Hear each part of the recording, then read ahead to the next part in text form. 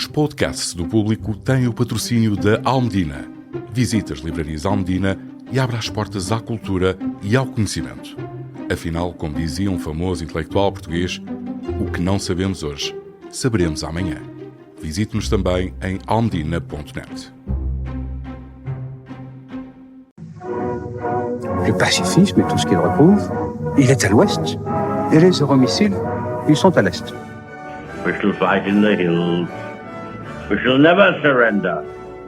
Não estamos mais isolados. A solidariedade europeia não nos faltará. Diplomatas, um podcast de análise da atualidade internacional com Teresa de Sousa e Carlos Gaspar. Olá, bem-vindos ao podcast Diplomatas, uma parceria entre o Público e o Instituto Português de Relações Internacionais da Universidade Nova. O meu nome é Amílcar Correia, estou a substituir o meu colega António Saraiva Lima, que habitualmente apresenta este podcast semanal todas as quintas-feiras. Comigo, também como habitualmente, são a jornalista Teresa de Sousa e o investigador Carlos Gaspar. Este episódio está a ser gravado no final da manhã do dia 28 de janeiro, uma quarta-feira. Temos uma agenda recheada de temas. A tensão entre o Governo Federal dos Estados Unidos e o Governo Estadual do Minnesota, com acusações e desconfianças mútuas, é o primeiro desses temas. Neste episódio iremos falar também do significado que Davos pode ter tido para a diplomacia europeia e das mudanças que daí poderão resultar, e do acordo que Bruxelas estabeleceu com Nova Delhi. Para terminar, falaremos da purga na cúpula militar chinesa e sobre o que é que isso significa. Bem-vindos a este episódio do Diplomatas. Bom dia aos dois, bem-vindos a este episódio do Diplomatas. Carlos Gaspar, começando por si, o Minnesota não é o estado dos Estados Unidos com mais imigrantes ilegais, tem até uma grande tradição de hospitalidade. Esta atuação do ICE deve-se ao facto de este ser um estado democrata governado por Tim Walz, ex-candidato à vice-presidência com Kamala Harris, e ter sido igualmente o berço do movimento Black Lives Matter. No fundo, é uma metáfora de um conflito entre autoridades federais e estaduais? Muito provavelmente as duas coisas. Por um lado, uma luta contra um Estado que tem um governador democrático, que tem um perfil alto, portanto, uma dimensão política e ideológica num ano de eleições, e, por outro lado, também uma tensão entre autoridades federais e estaduais. É preciso perceber que, nos últimos dias, o governador Walz pôs a Guarda Nacional em alerta e o secretário da Defesa dos Estados Unidos mobilizou e pôs em prontidão forças militares para intervirem em caso de necessidade. Houve uma escalada, parcialmente silenciosa, mas houve uma escalada que é extremamente inquietante nos seus próprios termos.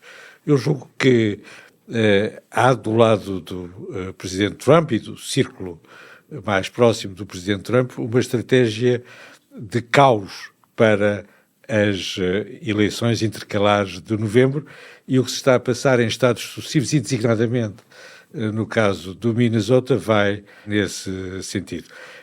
Não é um caos inocente, não é um caos de baixo para cima, é um caos provocado de cima para baixo, como uma estratégia política e eleitoral.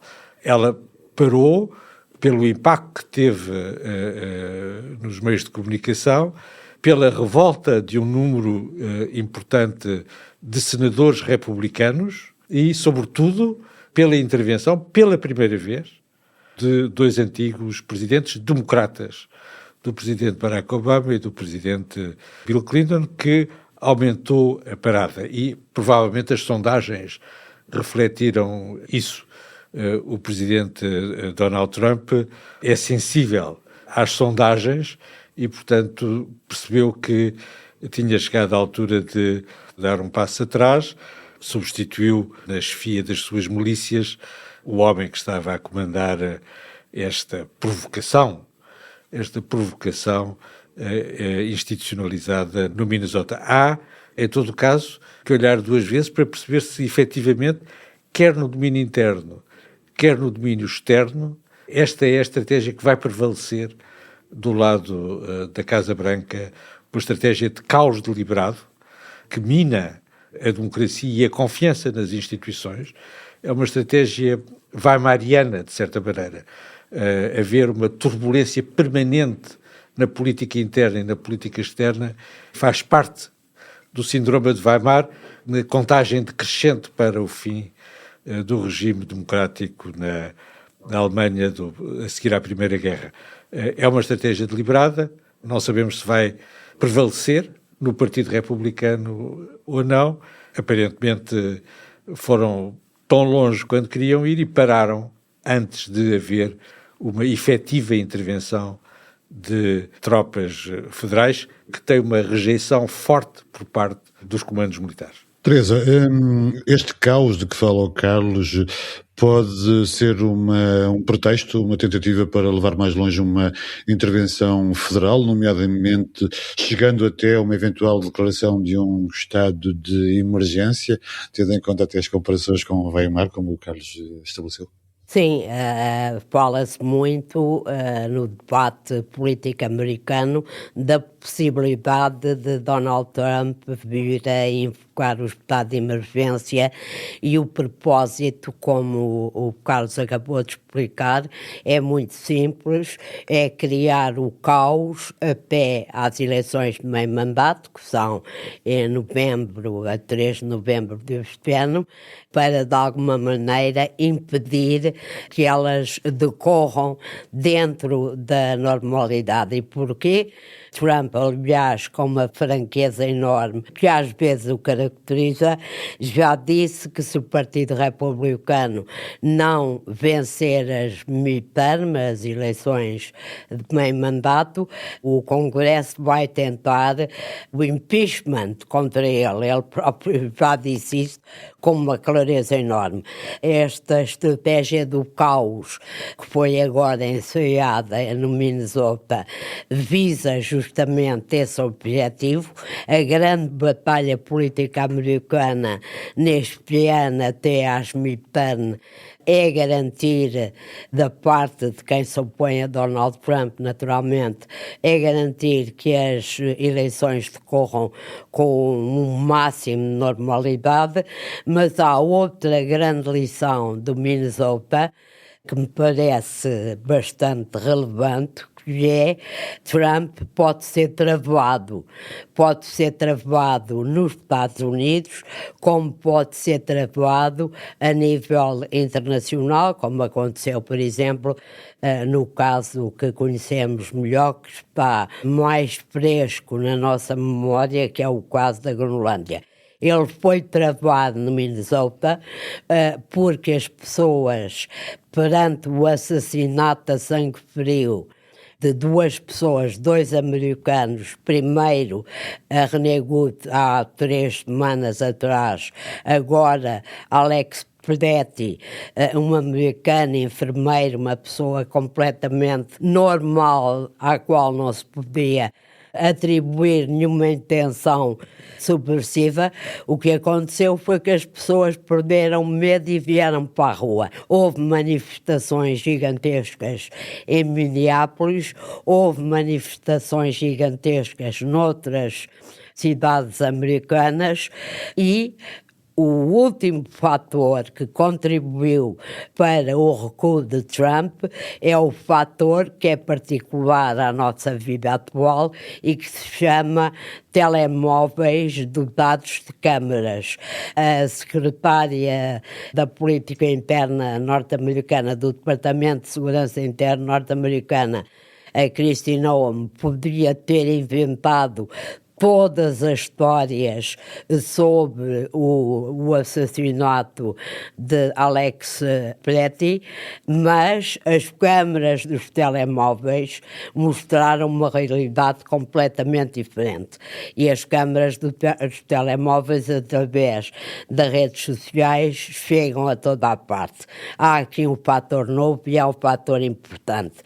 Eu diria, só para concluir, que lá porque as coisas correram mal para a administração no Minnesota, não quer dizer que Trump não vá manter esta estratégia do caos sempre que lhe for possível nos Estados democráticos, naturalmente, para garantir que as eleições de midterm não lhe correm completamente mal. Carlos, acha que este pode ser um momento de inversão na aprovação quer das políticas anti-imigração, quer da própria popularidade do Presidente, que tem vindo a descer e ao qual ele é muito sensível? No fundo, só a América pode travar a América?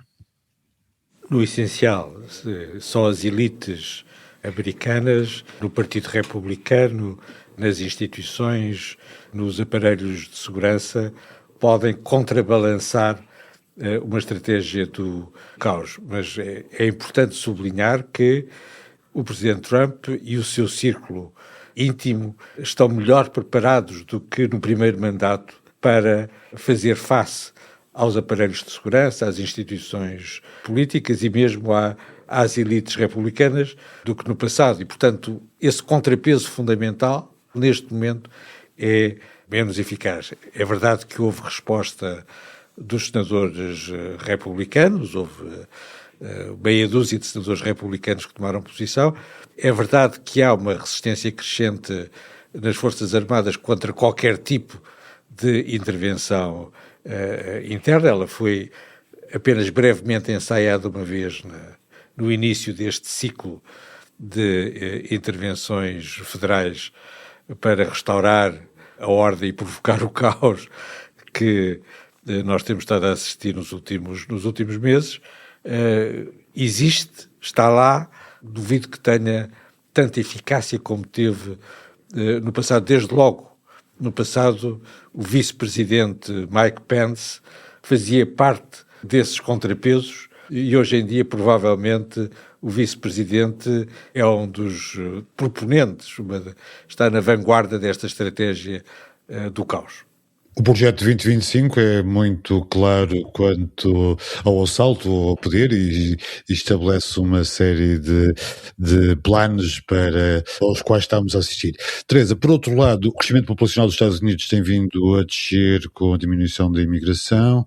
A economia que derrotou, a percepção de que a economia estava mal na altura da eleição presidencial e que derrotou Biden, pode ser o calcanhar daqueles de Trump. Trump foi agora ao Iowa convencer os americanos de que está focado na questão económica, de que está tudo bem, mas aparentemente os dados revelam que não será assim tão positivo o cenário. No fundo, é a economia estúpido, novamente? Não é só a economia estúpida, mas em relação a Trump e ao seu apoio popular, é em boa medida a economia estúpida que falava o presidente Bill Clinton quando ganhou pela primeira vez as eleições em 1992.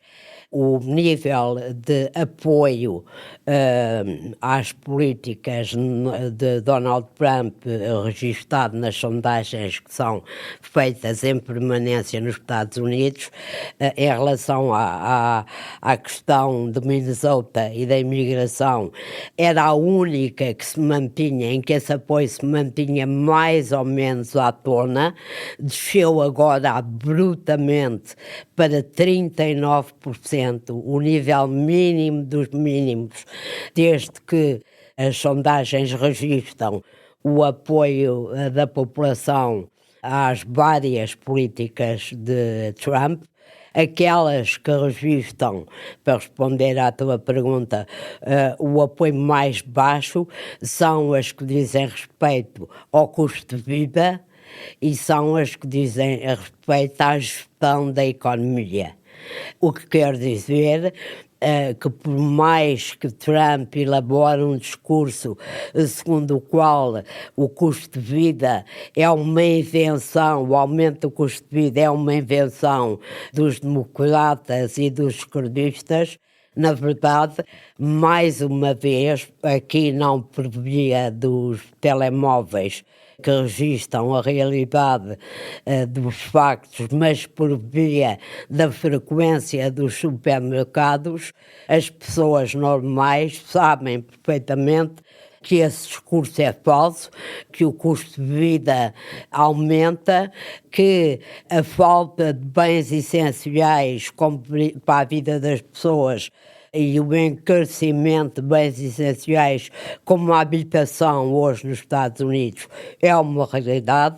Evidentemente é mais uma dimensão, mais uma frente de batalha que Trump tem de travar, com meios que não à sua disposição, que não são brilhantes, para contrariar a ideia que, ao contrário do que ele disse, a economia no tempo de Biden era uma economia de destroços, como ele dizia, e que agora é florescente. É uma batalha muito difícil para ele contrariar esta ideia que se instala na vida normal dos americanos, sobretudo dos americanos de rendimentos médios, que são a esmagadora maioria, naturalmente. Carlos, mudando um pouco de assunto, mas no fundo então continuamos a falar da coerência de Trump em tentar instalar interna e externamente um caos, uma nova desordem mundial. Acha que Davos marcou o início de uma nova atitude europeia, menos apaziguadora e estrategicamente mais assertiva e autónoma? Podemos dizer que há um antes e um depois de Davos, ou isto será um breve episódio na história da União Europeia? Vamos ver. Há um dogma nos estudos transatlânticos que nos ensina que desde 1945, pelo menos, é impossível unir os europeus contra os americanos. O grande teste foi a crise de 2003, em que justamente a invasão anglo-americana do Iraque dividiu profundamente não apenas a França, a Alemanha contra a Inglaterra, mas também a opinião pública alemã, e em Portugal o Presidente da República contra o Primeiro-Ministro. Mas aparentemente o Presidente Donald Trump está empenhado em negar esse velho dogma das relações transatlânticas, neste sentido que a sua pretensão de conquistar a Groenlândia foi rejeitada mesmo pelos seus aliados, por aquilo que eles chamam os partidos patrióticos europeus, desde a Frente Nacional do Bardella até ao Chega de André Ventura.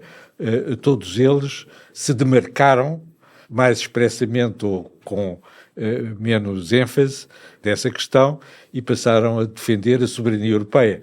Desde logo porque também sabem ler as sondagens e perceberam que defender a posição do Presidente dos Estados Unidos era próxima do suicídio. Até o primeiro-ministro da Eslováquia, que é um antigo comunista e, portanto, devia ter a pele dura, ficou impressionado e chocado, segundo o Político, hoje de manhã, com o último encontro a sós que teve com o Presidente Trump na Flórida. Nesse sentido, podemos dizer que o Presidente Donald Trump, com a sua estratégia disruptiva, conseguiu unir os europeus mais do que eles jamais tinham sido unidos. Mas um velho séptico como eu pensa sempre nestas coisas duas vezes. Eu acho que no final do dia não há uma estratégia comum europeia para contrariar as posições do Presidente Donald Trump, exceto, possivelmente, no caso da Ucrânia, que continua a unir o essencial, a Alemanha, a Inglaterra e a França. Mas mesmo nesse domínio há outros países que têm posições mais recalcitrantes, incluindo a Eslováquia e a Hungria, naturalmente, mas não são verdadeiramente importantes. Talvez o Presidente Trump consiga, como Stalin no passado, conseguiu unir americanos e europeus, talvez Trump consiga unir os europeus. Aparentemente vivemos, ou vamos continuar a viver cada vez mais, numa diplomacia transacional, graças a Trump. Teresa, que importância, que peso geopolítico é que pode ter o acordo entre a União Europeia e a Índia? Abre o caminho para a diversificação, abre oportunidades para as empresas europeias. Não é estranho também que só agora é que a Europa esteja com a velocidade e a agilidade suficiente para terminar acordos como este, que já estavam a ser discutidos há décadas? A explicação tem um nome: Donald Trump. Trump conseguiu acelerar extraordinariamente a assinatura do acordo Mercosul com os países da América do Sul, acelerou a conclusão do acordo com a Índia, o último grande acordo, como disse van der Leyen, a mãe de todos os acordos. Mãe de todos os acordos. Exatamente, que foi assinada no fim de semana passado entre a União Europeia e a Índia, mas esse efeito de acelerador da disposição europeia de encontrar novos amigos e novos parceiros, dado que está em risco de perder o seu parceiro, o seu aliado fundamental, não se reflete apenas na União Europeia, tem um impacto internacional. De certeza absoluta que as ameaças constantes que o presidente americano tem feito de aumentar ainda mais as tarifas que aplicou às importações indianas também deu a Narendra Modi, ao primeiro-ministro indiano, um impulso para acelerar o acordo comercial com a União Europeia. Aliás, a Índia, neste último ano, tem procurado assinar um conjunto de acordos comerciais com uma série de países, nomeadamente da região Ásia-Pacífico.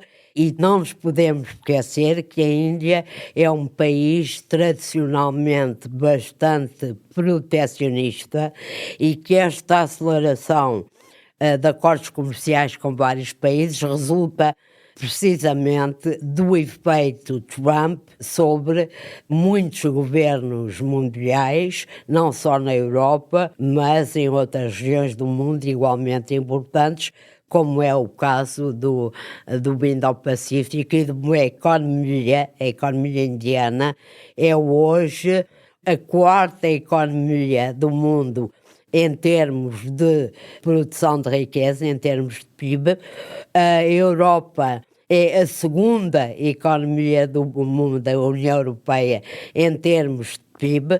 Ora, um acordo comercial entre a segunda e a quarta economias do mundo, envolvendo quase 2.000 milhões de pessoas, é naturalmente um feito, é um marco e é um sinal de que o mundo, não só a Europa, entraram numa fase em que percebem que têm de começar a resistir ao imperialismo cada vez mais agressivo e predador dos Estados Unidos de Trump, naturalmente. Carlos, já que a operação multilateral está a ser substituída pela competição multipolar, o Alexander Stubb, o presidente finlandês, dizia no último número da Foreign Affairs que a única forma de conseguirmos com que resista algo do multilateralismo é uma reforma das Nações Unidas, de modo a garantir a participação africana, o aumento da participação asiática e também a entrada da América do Sul no Conselho de Segurança. Faria sentido esta reforma? Que papel é que as Nações Unidas podem ter neste cenário de desordem mundial? Nenhum. Os brasileiros, que são candidatos ao Conselho de Segurança há décadas, tal como a Alemanha, o Japão ou a Índia, chamam com muita graça ao comitê que trata da reforma do Conselho de Segurança das Nações Unidas, o Comitê Sem Fim. E isso diz tudo sobre a tese do presidente finlandês. As Nações Unidas são irrelevantes para a mudança internacional. A fixação no multilateralismo tem qualquer coisa de ideológico já que ultrapassa a realidade dos factos. Então é um romantismo irrealista. Não sei porque que é um romantismo, acho que é talvez um sonho de burocratas, mais do que um romantismo idealista. Eu não vejo nada de idealista nas Nações Unidas ou no que quer que seja das instituições multilaterais. O que é importante é a União Europeia, que é uma instituição multilateral, ser capaz de guardar para o seu espaço regional o essencial dos princípios de uma ordem liberal, que inclui uma dimensão institucional, multilateral, e que possa alargar esse quadro, que no caso da União Europeia é existencial, é uma questão existencial, às suas relações com outros espaços e outras potências, não apenas a América do Sul, como já vimos, mas sobretudo com a Índia, que é um parceiro absolutamente crucial para a Europa. Eu acho que, no caso do acordo com a Índia, a China é mais importante que os Estados Unidos. E que o acordo entre a União Europeia e a Índia, os vários acordos, porque além deste acordo de livre comércio, há um acordo de defesa e há um Conselho de Comércio e Tecnologia que trata das questões difíceis do espaço cibernético e da economia digital. É o outro parceiro da União Europeia, além dos Estados Unidos, neste domínio. Além destes acordos, a ligação que está aqui implícita é uma ligação que foi teorizada, que foi conceptualizada pela Índia, que faz uma ligação entre a Índia e a Europa através do Médio Oriente. É o corredor económico Índia-Médio Oriente-Europa que fecha o flanco da grande coligação euroasiática que a China e a Rússia estão a tentar consolidar. Essa iniciativa é potencialmente tão importante para a conjuntura internacional como foi a Aliança Atlântica em 1949, 1950. E neste quadro, esta iniciativa e a aproximação, a institucionalização das relações entre a União Europeia e a Índia, também entre a Inglaterra e a Índia, é crucial para os Estados Unidos. Se os Estados Unidos um dia conseguirem superar este período negativo e voltarem a olhar de uma forma racional para a balança internacional. Só acrescentar aqui um dado que me parece importante. Outro efeito da política externa do presidente Donald Trump é, como dizem alguns analistas ocidentais, Make China Great Again, ou seja, está a empurrar de alguma maneira os aliados tradicionais e as democracias desenvolvidas para uma reaproximação à China. Vimos agora o exemplo do primeiro-ministro canadiano. O primeiro-ministro britânico partiu hoje para uma visita oficial a Pequim. Ora bem, como o Carlos estava a sublinhar, o equilíbrio necessário para que esta relação não se torne prejudicial para as democracias, esta relação com a China, é exatamente contrabalançado pelo reforço das relações a todos os níveis com a Índia. Nesta terça-feira, o governo chinês renovou um acordo de construção naval com a Dinamarca. O primeiro-ministro da Finlândia foi recebido por Xi Jinping. O Xi Jinping disse que o sistema internacional que tem as Nações Unidas no centro deve ser defendido. Tu achas que esta aproximação entre a China e a União Europeia é inevitável? E, ao mesmo tempo, acaba por ser completamente contraditório com os interesses dos Estados Unidos. Mas aí Trump é um poço de contradições, porque acaba por ser ele próprio a empurrar os seus ex-aliados para acordos com quem ele quer combater em primeiro lugar. Exatamente. A política de Trump é uma contradição em si própria, quando analisada desse ponto de vista, que é capaz de sublinhar e que eu tinha referido há pouco, de empurrar os seus aliados mais importantes para uma relação mais cordata com a China. Mas é uma relação da Europa, a todos os títulos, perigosa. A Europa, mesmo antes da pandemia, quando percebeu que não podia estar entregue às cadeias de abastecimento que começavam na China e acabavam na Europa, já tinha em 2019 percebido que era preciso contrariar uma estratégia chinesa assente na ideia de dividir para reinar através de grandes investimentos e de grandes parcerias estratégicas com alguns países da União Europeia, nomeadamente com os países da Europa Central e de Leste. A Europa já tinha percebido os perigos, esses perigos não desapareceram. A relação dos países europeus, em particular, cada um, e da União Europeia com a China, tem de continuar a ser tratada com enorme prudência e com enorme cuidado, até porque há setores fundamentais da economia europeia que a penetração chinesa quase destruiu. Dou o exemplo dos painéis solares, por exemplo, ou dos automóveis elétricos, dois setores fundamentais no futuro da capacidade da economia europeia, muito prejudicados pela penetração chinesa.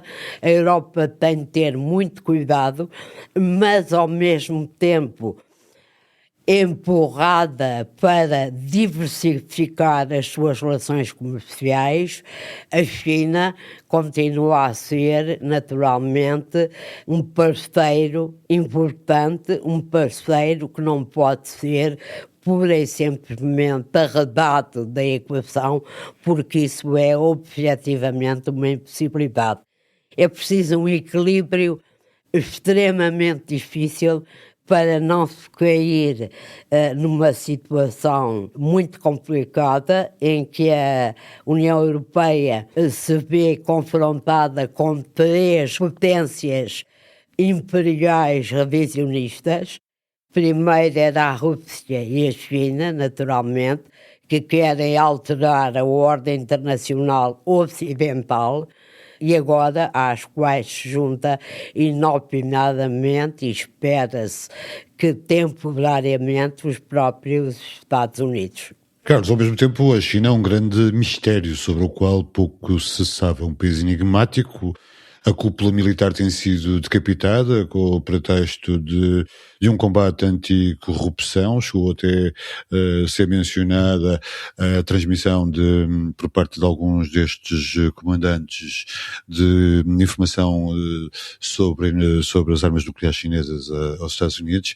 O que é que de facto está a acontecer na China e o que é que estas mudanças querem dizer sobre as intenções de Xi Jinping?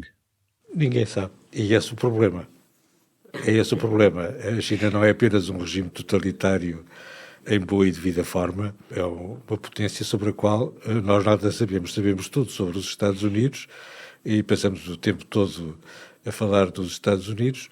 A China é tão importante como os Estados Unidos, nós não sabemos nada sobre os Estados Unidos e, portanto, não podemos ter a menor confiança na China. O objetivo de ter uma relação especial com a União Europeia é um objetivo chinês, é também uma ilusão chinesa, isso não vai voltar a acontecer. Mas o que se passou na China é de uma gravidade extraordinária e uma situação sem precedentes. O comando político e militar do Exército Popular de Libertação é a responsabilidade da Comissão Militar Central do Partido Comunista da China.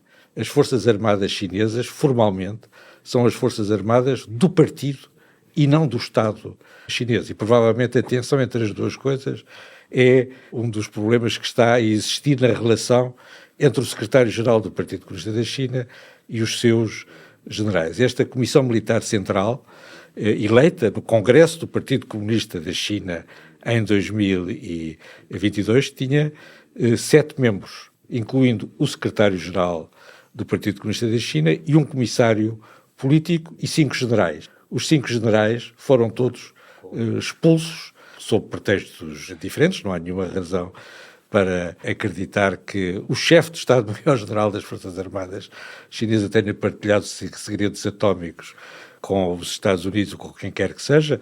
O Bukharin também era um agente do Japão ou da Alemanha nazi, já não me lembro o que é que era em 1938, temos a obrigação de nos lembrar dessas coisas. Agora, nunca houve uma situação em que o Comando Militar Operacional, que é co-decisor nuclear, tenha deixado de existir no caso de uma grande potência. Talvez 1938, o grande terror, a decapitação das Forças Armadas por Stalin nas vésperas da invasão alemã da Polónia, talvez seja o único caso em que há uma situação comparável. Isto é uma situação de vazio, de uma gravidade absolutamente excepcional. Esses 5 generais, a Comissão Militar Central, faz parte da decisão nuclear chinesa. A China é a 3ª maior potência nuclear. Tudo isso está desfeito e o comando das Forças Armadas está reduzido ao secretário-geral do Partido Comunista da China e a um comissário político. Meus caros, chegamos ao fim do tempo. Obrigado aos dois pelas vossas análises. Obrigado também a quem nos ouviu. Não se esqueçam, subscrevam o Diplomatas nas vossas plataformas preferidas ou no site do Público. Regressamos já na próxima semana para mais um episódio, já com o meu colega António Saraiva Lima. Tenham uma continuação de uma boa semana. O podcast Diplomatas é uma parceria Público-IPRI, Instituto Português de Relações Internacionais.